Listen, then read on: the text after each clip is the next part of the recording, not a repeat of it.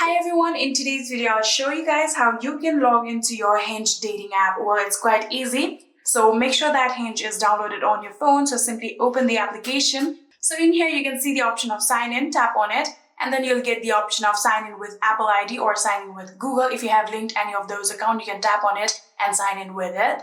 Or if you have signed in with your phone number, you can tap on sign in with phone number. So in here you can select your country code and then write down your phone number. So after selecting the country code and writing down your phone number, tap on this arrow right here. Then you'll be getting a code on your SMS. Here you can see we have gotten our verification code, so simply write down the code. And after doing so, tap on this arrow again.